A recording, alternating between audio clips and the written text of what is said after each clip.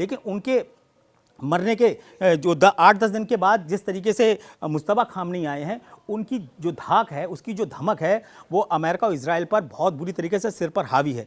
क्योंकि इनके बारे में आपको मैं बता दूं, ये 56 साल के मुश्तबा खामनी हैं। इनके बारे में दावा किया जाता है कि 2-3 चीज़ों पे इनका बड़ा सटीक पकड़ है। पहली, IRGC के जितने भी टॉप कमांडर हैं वो इस चेहरे के ऊपर मरने मारने को उतारू हैं। दूसरी इंपॉर्टेंट बात यह है कि जो इनका शूरा होता है, जिसमें 88 मौलवीज होते हैं जो सुप्रीम लीडर को चुनते हैं, उसका लगभग 90% सब इनके फेवर में है। तीसरी इंपॉर्टेंट बात यह है कि इनको खुद मिसाइलों के भंडार और मिसाइलों की टेक्निक उसी वक्त बता दी गई, उसी वक्त समझा दी गई थी, उस रणनीति को समझा दिया गया था जब सुप्रीम लीडर अली खामनेई ने बोला था कि हमने जो जून 2025 का हमला झेला है, उसके बाद हमें कल्पना से परे अपनी युद्ध की तैयारियां करनी है। और उसी का नतीजा है कि जो जागरोस की पहाड़ियां 1600 किलोमीटर के दायरे में फैली हुई हैं, वो आज ईरान का सबसे बड़ा मिसाइल भंडार बन चुके हैं। अमेरिका थक गया है बम मार मार के। अमेरिका समझ नहीं पा रहा है कि हम कहाँ किसको क्या उड़ाएं। वो बार बार दावे कर रहा है कि हमने उनका 60% मिसाइल भंडार उड़ा दिया है। वो बार बार दावे कर रहे हैं ट्रंप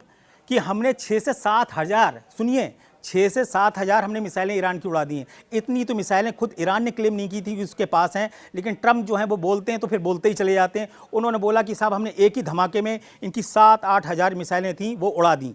अब स्थिति ये है कि ईरान जो है वो इनके लिए एक गले की हड्डी बन गया है। गले की हड्डी कैसे बन गया है? गले की हड्डी का सबसे बड़ा कारण ये है कि जो 4 ऑब्जेक्टिव थे, यानी कि 4 इनके जो मकसद थे, जो मिशन थे अमेरिका और इजराइल के, उनमें से एक भी अभी तक पूरा नहीं हुआ है। सबसे पहला था कि भाई वो यूरेनियम कहाँ है जो 460 केजी, जिससे 10 से 11 एटम बम बनाए जा सकते हैं, वो अब तक क्यों नहीं मिला और वो तबाह अब तक क्यों नहीं हुआ। दूसरी इंपॉर्टेंट बात यह है कि ईरान के पास जो इतनी घातक बैलिस्टिक मिसाइलें हैं, जिसमें हाइपरसोनिक मिसाइलें फतेह 1, फतेह 2, खुर्रम शहर 4 जैसी बैलिस्टिक मिसाइलें, क्रूज मिसाइलें, इमाद, गदर, ऐसी मिसाइलों का जखीरा आखिर कितना है, इसका कैलकुलेशन बिल्कुल गलत था। उनको अंदाजा ही नहीं था कि इनके पास कितनी मिसाइलें हैं। तीसरी इंपॉर्टेंट बात यह थी कि उनको ये पूरी उम्मीद थी कि तेहरान की सड़कों पर खामनेई का तख्ता पलट देखते हुए वो देखेंगे, और इसकी उनको पूरी कल्पना उन्होंने कर ली थी कि जैसे ही 48 घंटे पूरे होंगे हमारे भीषण हमले के और खामनेई को हम मार देंगे, उसके बाद तेहरान की सड़कों पर तख्ता पलट की जश्न की तस्वीरें दिखाई देने को मिलेंगी। लेकिन बदकिस्मती देखिए कि ट्रंप और नेतन्याहू ने एक भी ऐसी तस्वीर तेहरान के मुख्य चौराहों पर नहीं देखी है। दूर दराज के इलाकों में जरूर कुछ लोगों ने जश्न मनाया जो कुर्द इलाके थे, इसके अलावा कहीं कोई जश्न की तस्वीर नहीं दिखी। आज की तारीख में पूरा ईरान जो है वो बर्बादी के कगार पर है। वहाँ पर अब बहुत जल्दी हो सकता है अंधेरा हो जाए। ऐसा भी दावा किया जा रहा है कि ट्रंप ने आज एक बयान दिया है कि हम पूरे ईरान को अंधेरे में डुबो देंगे और इतने बम मारेंगे कि दोबारा वहाँ पे कोई चिराग जलाने वाला नहीं बचेगा। तो IRGC के एक कमांडर हैं जब्बार, उन्होंने क्या बोला है कि मैं चाहता हूँ कि तुम अंधेरा करो, हम फिर जब तुम्हें अंधेरे में काटेंगे तो तुम्हें पता भी नहीं चलेगा कि तुम किधर से आए और किधर हमने तुम्हें कब्र में पहुँचा दिया। तो यहाँ पर जो भाषा है बयानों की, वो ज़मीन से ज़्यादा खूनी हो चुकी है और ऐसा लग रहा है कि पूरे सुसाइडल मोड में ईरान जा चुका है। और IRGC के जो कमांडर्स हैं वो अभी भी बहुत बड़ी तादाद में हैं। ऐसा अनुमान लगाया जाता है कि अब तक ईरानी नौसेना के 50 से ज़्यादा युद्धपोत डुबो दिए गए हैं। अब तक ऐसा दावा किया जाता है कि उनकी जो एयरफोर्स है ईरान की, वो लगभग 90% साफ़ हो चुकी है। लेकिन उसके बावजूद आपको पता ही है कि ईरान की एयरफोर्स का कोई मतलब ही नहीं था। उसके पास 70 और 80 के दशक के फाइटर जेट थे जो आज कहीं टिकते ही नहीं हैं। तो उसने तो उनको खुले में ऐसे छोड़ दिया कि चलो तुम इसी पे थोड़े से बम मार लो। लेकिन ये जो मेन उसकी ताकत है ईरान की, वो है उसकी खुर्रम शहर 4 जैसी मिसाइलें, सेजल जैसी मिसाइलें। ये वो मिसाइलें हैं जो सीधे इजराइल के दिल तेल अवीव पे अटैक कर रही हैं। ये वो हैं जो हाइफा को उड़ा रही हैं, जो बहुत बड़ा बंदरगाह है इजराइल का।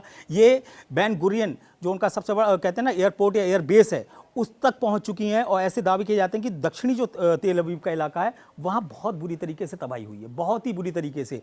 और आप देखिए हिजबुल्लाह ने क्या काम किया। हिजबुल्लाह लेबनान पे क्यों अटैक करने लगा अचानक इजराइल? इसलिए क्योंकि हिजबुल्लाह ने देखा कि अब ईरान ने बहुत हद तक इनके एयर डिफेंस को चकमा दिया है, और आयरन डोम, एरो 3, एरो 4 और पैट्रियाट और थ्रेड जैसी जो इनके एयर डिफेंस सिस्टम थे उनको बहुत ज़्यादा नुकसान पहुंच चुका है। तो इसका लाभ लेते हुए अब लेबनान की तरफ से उत्तरी इजराइल के ऊपर 10-10 मिनट में 100-100 रॉकेट दागे गए। और उत्तरी इजराइल में जो सबसे ज़्यादा नुकसान हो रहा है वो हिजबुल्लाह की वजह से इजराइल को हो रहा है। और इसीलिए खामनेई ने बोला है कि इन सब की जो जड़ है वो कौन है, वो है मुस्तबा खामनेई 56 साल के। और इसीलिए नेतन्याहू ने क्या बोला है कि हम मुस्तबा खामनेई को मार देंगे, हम एक भी लीडर को जिंदा नहीं छोड़ेंगे। हालांकि कुछ रिपोर्ट्स में दावा किया गया है कि उनको पैरों में मामूली चोटें आई हैं, लेकिन ईरानी मीडिया के कुछ सोर्सेज के हवाले से ये दावा किया जा रहा है कि मुस्तबा खामनेई की स्थिति बहुत ही ज़्यादा क्रिटिकल है। आज तो खैर पेंटागन ने भी इसको लेके बोला है कि मुस्तबा खामनेई की जो स्थिति है वो बहुत ही ज़्यादा क्रिटिकल है। उनके पैर और जो पेट वाला हिस्सा है जिसमें लीवर है उसको बहुत ही ज़्यादा गहरा घाव आए हैं, जिसकी वजह से वो इस होश में ही नहीं है कि इस समय ईरान में कहाँ हमला हो रहा है, क्या हो रहा है, इसके बारे में शायद उनको नहीं पता है। लेकिन कहते हैं ना कि अगर आदमी को ये भरोसा हो जाए कि मेरा लीडर जिंदा है, तो वो कोमा में हो और चाहे वो कब्र के अंदर हो, जो लड़ाके होते हैं वो यही मान के चलते हैं कि मेरा लीडर मेरे पीछे खड़ा है। और यही खामनेई जब मारे गए, जिनको वहाँ बोलते हैं ना कि सबसे बड़ी ईरान के लिए अगर किसी ने शहादत दी है तो अली खामनेई ने दी है, उसी का नतीजा है कि आज पूरा ईरान जो है वो ऐसे लड़ रहा है कि जैसे खामनेई मौजूद हों। वो आज भी ऐसे लड़ रहा है कि जैसे उसके सारे कमांडर जिंदा हों। इसी तरीके से जो ट्रंप हैं उनके लिए जो DIA की रिपोर्ट आई है, मैं फिर से आपको बता दूं, ये डिफेंस इंटेलिजेंस एजेंसी है, जो पेंटागन, जो रक्षा मंत्रालय बोला जाता है अमेरिका का, उसके अंडर में ये काम करती है। और ये एक रिपोर्ट तैयार करती है जो वॉशिंगटन DC को दी जाती है। और वहाँ पे ये क्लियर कट बताया जाता है कि दुश्मन की क्या ताकत है, क्या कमज़ोरी है, उसके पास कितनी मिसाइलें हैं, वो कब तक हमला कर सकता है, कब तक हमला नहीं कर सकता है। और मज़ेदार की बात यह है कि इनकी जो DIA की जो रिपोर्ट आई है, जो दी गई है, उसके बारे में उसको पकड़कर ट्रंप ने अपना माथा पीट लिया है कि यार ये कैसी रिपोर्ट दे रहे हो। मुझे तो बताया था नेतन्याहू ने कि बस कुछ हमें यहाँ अटैक करना है, यहाँ अटैक करना है, उसके बाद हमारा तख्ता पलट हो जाएगा और आराम से हम लोग क्या करेंगे, ईरान को अपने कब्जे में ले लेंगे। वहाँ जो रज़ा पहलवी अमेरिका में बैठे हुए हैं उनको आराम से वहाँ का शासक बनाएंगे और फिर हम जैसे चाहेंगे वैसा हम ईरान को अपना घुमा लेंगे और बिल्कुल वेनेजुएला बना देंगे। थोड़ा सी मेहनत ज़्यादा करनी पड़ेगी, इतना ही तो होगा। लेकिन ऐसा कुछ नहीं हुआ, कुछ भी हुआ ही नहीं। ये इनके लिए कोड़ में खाज बन गया है। नेतन्याहू और ट्रंप के लिए ईरान युद्ध कोड़ में खाज बन गया है। आज की स्थिति में अगर नेतन्याहू जरा भी ढील दे दें तो 48 घंटे के अंदर खाड़ी से और सब अड्डों से अमेरिका की सेना वापस जाने लगेगी, ये तय है। सिर्फ नेतन्याहू के भारी दबाव के चक्कर में ट्रंप जो है वो अपना फैसला सही से ले नहीं पा रहे हैं और इसीलिए वो बोल रहे हैं कि नहीं, अब तो युद्ध खत्म हो चुका है। मतलब वो पूरी दुनिया में ये एक परसेप्शन क्रिएट करना चाहते हैं कि ईरान हार गया है, मैं जीत गया हूँ, अब मैं जा रहा हूँ।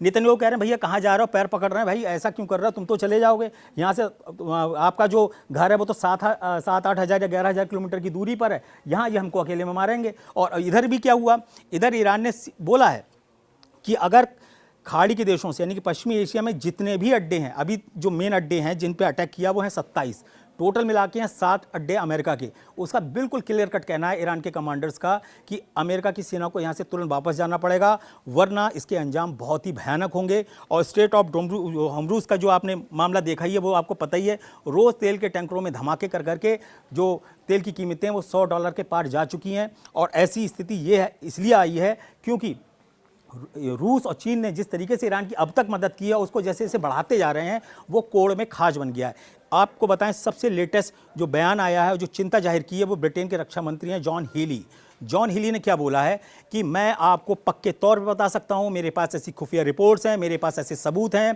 कि ईरान युद्ध में पुतिन का अदृश्य हाथ आ चुका है और वो पूरी ताकत से ईरान की मदद कर रहे हैं। ये जो पुतिन का अदृश्य हाथ बताया जा रहा है वो ब्रिटेन के रक्षा मंत्री जॉन हीली की तरफ से बताया जा रहा है। और आपको बता दूं, बाकी देशों पर आप भरोसा करो या ना करो, लेकिन ब्रिटेन के जो मंत्री या टॉप लेवल के जो ब्यूरोक्रेट्स होते हैं वो कभी हवा ही नहीं बताते हैं, वो वही बताते हैं जो एग्जैक्ट उनको कुछ मिलता है, वो ज़्यादा खुल के नहीं बोलते हैं। लेकिन इसीलिए जॉन हीली के जो बयान है उसको लेकर बड़ा ही कहते हैं ना ट्रंप और इजराइल वो सोच में पड़ गए हैं कि अगर इसी तरीके से हमारे अड्डों पे हमला होता रहा, इसी तरीके से हमारे एयर डिफेंस तबाह होते रहे तो हम करेंगे क्या। अभी की मैं स्थिति आपको ये बता दूँ कि जो 2500 मिसाइलें दागी गई हैं उसमें से आप जो समझ लो 2100 मिसाइलें अमेरिका और इजराइल के अड्डों पर दागी गई हैं।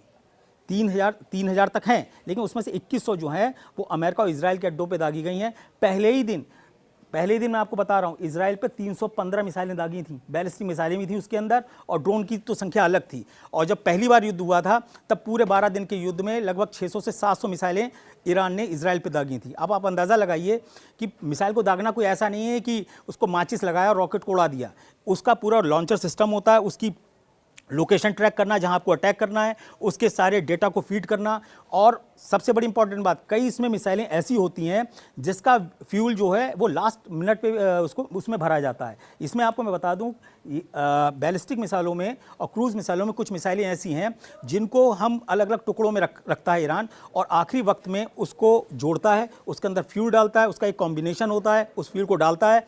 वो किस हिसाब से डालता है कि उसको कितनी दूर अटैक करना है। अब जैसे ईरान ने एक औसत निकाल रखा है कि उसको कम से कम 400 किलोमीटर और ज़्यादा से ज़्यादा 1800 किलोमीटर तक मार करनी है। वो उसी हिसाब से उसका फ्यूल भरता है, उसी हिसाब से उसको अटैक करता है, उसी हिसाब से उसका वॉरहेड को सेट करता है। इसीलिए जब क्या हुआ, ईरान ने अच्छे तरीके से तबाही मचा ली तेल अवीव के अंदर, हाइफा के अंदर, बेन गुरियन के अंदर, शेनबेत के अंदर, तब उसने क्या बोला कि अब जो हम हमला करने वाले हैं वो 1 से 2 टन वॉरहेड वाली मिसाइलों से करेंगे। और ये इसका मतलब आप जानते हैं, ये अपने आप में परमाणु धमाके की गूंज जैसा होगा। परमाणु धमाका नहीं, परमाणु धमाके की जो गूंज होती है ना, जो कानों को सुन कर देती है, जो शरीर के जो उसकी शॉक वेव्स होती हैं, जो शरीर को चटका सकती हैं, ये ऐसा वॉरहेड होता है जो कहते हैं ना बुरादा बना के रख देगा बिल्डिंगों का। और इसी का हमला जो तेल अवीव पे है वो देखा गया है, और इसी को लेकर नेतन्याहू सबसे ज़्यादा परेशान है।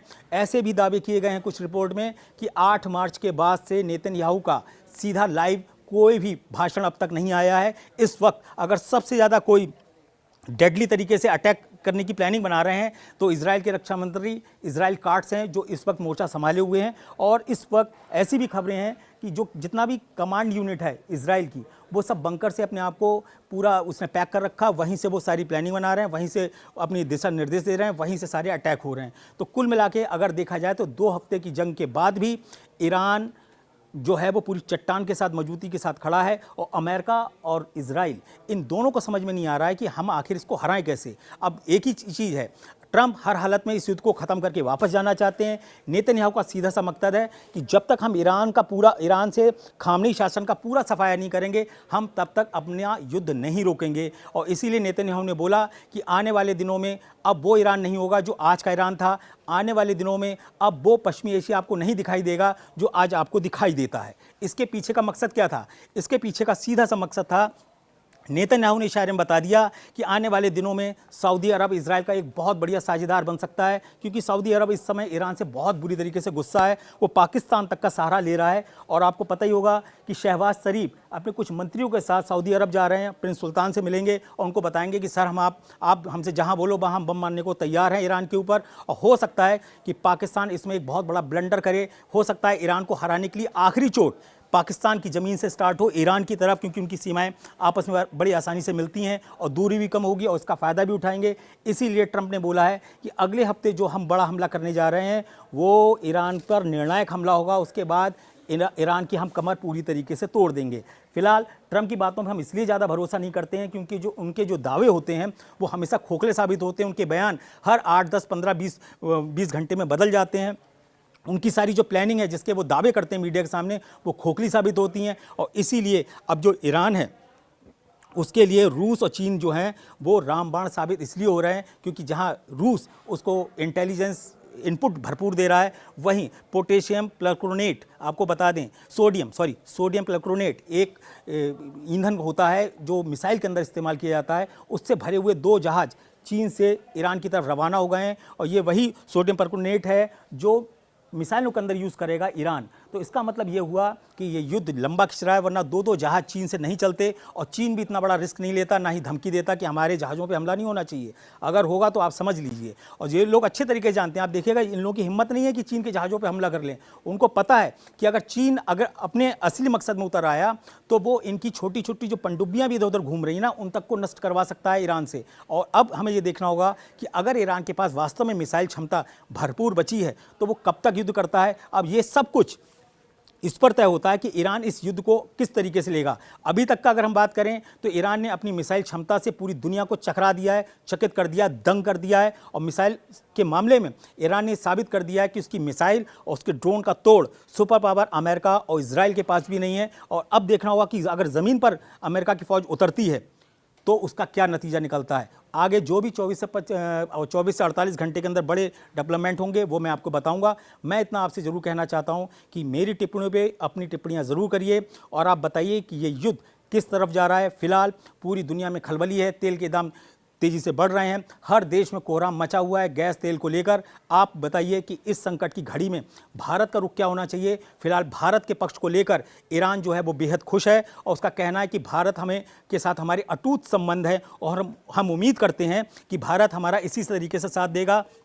भारत ने अमेरिका इजराइल दोनों को बोला है कि हम आपके साथ हैं, हम चाहते हैं कि इस युद्ध को रोकिए। अब देखना होगा कि ईरान की जिद जीतती है या ट्रंप और नेतन्याहू का वो कहते हैं ना मिशन, जिसके बारे में उन्होंने कल्पना की थी कि हम एक दिन एक ऐसा ईरान स्थापित करेंगे जहां ना परमाणु बम होंगे, ना ही वहां पे बैलिस्टिक मिसाइलें होंगी और ना ही वहां पर हूती, यमन और हिजबुल्लाह के लड़ाकों के समर्थन करने वाले लीडरशिप होगी। अब देखते हैं कि आगे क्या होता है। फिलहाल इस पर आप टिप्पणियां जरूर करिए। तब तक के लिए नमस्कार।